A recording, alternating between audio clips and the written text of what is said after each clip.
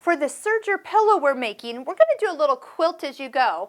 I'm going to layer our fabric strips with a piece of pre-quilted fabric on the back side. And then we're going to stitch it so that, well, there's no seams showing on the inside. So I'm putting the fabric and the batting, so that will be on the back side, and then this is on the front side. Now to get these two pieces together so there's no seams, what we need to do is we need to put our fabric right sides together and our batting right sides together. So I'm going to just layer those up, and then we're going to serge with a 4-thread construction seam all the way down. It's a little thick, so give that front of the toe a little lift, and then that will get everything going. I do like to cut just a little bit off because then it evens up all the edges here. Also, it makes your serger a little cleaner when you're actually cutting off more than just the fluff on the edge. And take a look here. Now, my cutting knife, being that this is a lot of layers, I'm going to bring that cutting knife in closer to 1. So it's cutting more off, and I'm not trying to jam so much of the layers in to fill up that edge. We'll compare the first part to the second part. So see how this edge looks nice and not so full? This one looks like it's almost trying to squish out the edges. So that really looks good. Now, you want to see how this works? You can go ahead and take your fabric and you can just finger press this open on the front and flip it over and finger press it open on the back. So we have no seam on either side showing. So now we'll just put this back into the order we're doing this in, and we're going to put our fabrics right sides together and another piece of batting underneath. Now I notice this isn't exactly even, but we will even it out as we sew. I think I cut some pieces a little bit bigger on one and not on the other, but since my strips are the part that's going to count, I'm going to follow along with my fabric strips. Now we're just going to trim it down to the size we need it to be to add to our back and with our ruffle. Now I am rethreaded with a decorative thread. Now I'm actually going to do a part of the little serger pillow that we'll show at the end of these videos, how to put it all together. First I'm going to put a rolled hem on this, and I'm actually going to start by curving this edge. So I'm going to start here, but then I'm going to roll hem all the way around here. Then we're going to gather it. Do you notice the order I'm doing it in? I want to always hem first, gather second, because if you gather first, it's really hard to kind of open it all up. And it takes a lot longer time, which we're not into right now. So we're just going to go ahead. The rolled hem is set up with a shorter stitch length. Now with the decorative thread, sometimes what I do need to do is loosen that tension a little bit to allow for that to pull through to the back side a little bit more. On this one, not so much. So I'm going to just go ahead and do that. And I'm really just kind of turning that corner as I go. Now when I turn corners, I have to kind of watch my knife and my needle at the same time, so I can really get all the way back on and not lose my little edge there. And then when I'm back, I can be right where I need to be. Okay, now, oh, that looks pretty. I love this variegated thread on this kind of fun pink fabric. Now it's just a matter of putting your foot into it and letting it surge.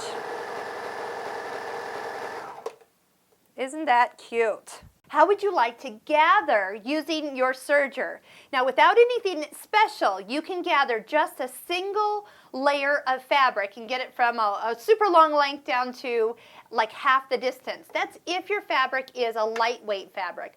Cottons, linens would be about the most that I'd want to do for weight, but anything lighter than that, tulles, satins, oh, they are going to gather beautifully. Here's what you're going to do. Start off by lengthening your stitch length all the way to 4. Then increase the differential feed to 2. Remember, that's going to take the front feed dogs and move the fabric twice as fast to the needle. Now I'm going to do this in a couple steps because there's one more thing I sometimes suggest. I'm going to take a sampling and see, oh, you know, it's gathering a little bit, but not a lot. As soon as you start to increase the needle size or needle tensions, let's go ahead and take those up a notch, you will get more gathers. And I'm going to go ahead and take those all the way up. Another thing you can do is put your finger behind the presser foot and kind of stifle the fabric from coming out. When there's too much, you can let it loose and then let the rest come on out. So let's take a look at how we're doing here. but it sure beats having to do that by hand and sewing 2 rows of stitches and pulling the thread. Serger will do it for you. So I think with the needle tensions increased, I'm about a 2-to-1 ratio down here. So I'm going to go ahead and take our fabric for the little serger pillow we're doing and go ahead and run this through. Now remember, we did the rolled hem first, so that makes gathering it is really easy. Plus we don't have to come back later and try to, if you try to do the decorative edge after you've gathered it, it's not fun at all. So I'm going to put my fingers kind of right behind here. Also, I want to make sure that I don't leave a lot of weight hanging down in front of me. So I'm going to kind of pull all the fabric up on my lap, and then we're just going to run this through.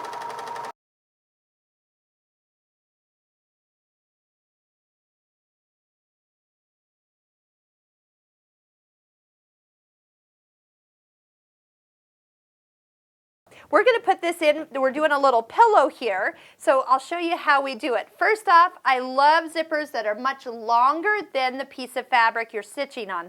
The longer the better. Plus, you do need to have the nylon or plastic zippers, no metal zippers when we come to the serger, because we do often come across that later, and we definitely don't want the knife to hit a metal zipper.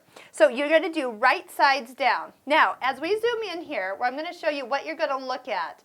There is a little notch on the top of the toe of the foot.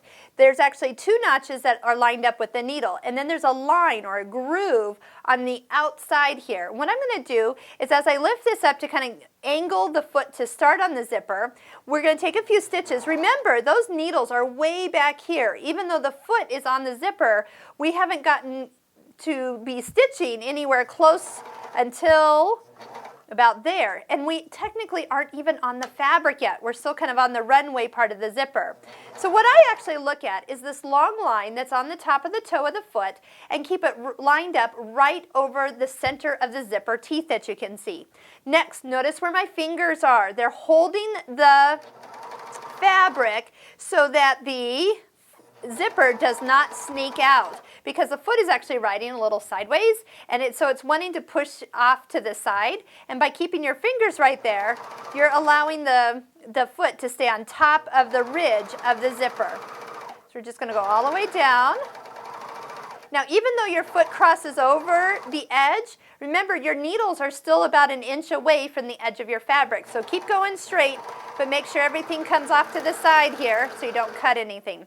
Now, one thing that I often will do is test the zipper and make sure that everything opens nice and smooth. So there we go. We have a zipper nice and close to those teeth. Now we're going to do that again. We're going to place our zipper and our fabric even. We'll just kind of even up the edges up here and repeat by going down the other side.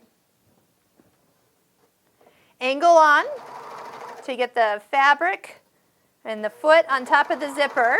Now you have a little extra part of your zipper and fabric, so the edge is a little bit thicker yet. So make sure you stay nice on top of that. Watch that little line. Keep an eye on that as you go all the way down, and finish the other side of the zipper. And that is what it's going to look like. And there's your zipper inserted into the middle of 2 pieces of fabric. So back side of a pillow now has a zipper. To assemble our cute little serger pillow that we've done, we have trimmed down the back and the front to match, and now we're going to take our ruffle and pin it in place. Now this was 2 lengths of fabric, so I did have a little seam, so I know that is going to be at the halfway point at the top. Now, when I pin, usually I pin parallel to the edges here, but for today I'm going to pin so you can see where I'm actually pinning.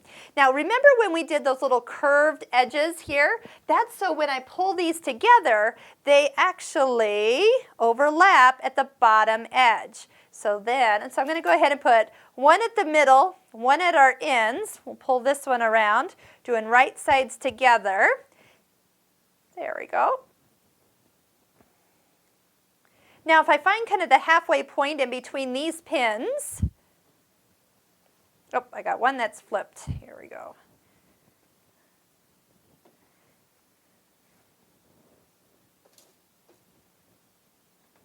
Then I can work from that center point into the corners because I want anything extra that I have from my strip of fabric to be poofy in the corners. So I'm going to just kind of pin towards the corners.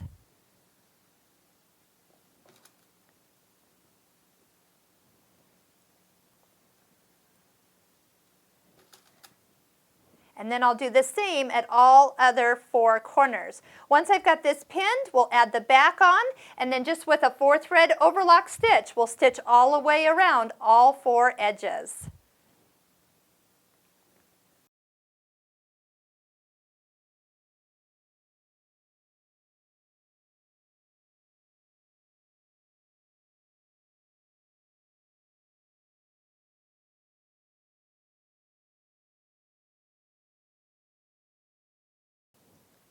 Now we're ready to turn it right side out. Remember, we zipped the zipper into the middle so we can easily get in and turn it. And then just kind of pull the little bit of corners out as we go. Oh, super cute here. And we have a serged pillow.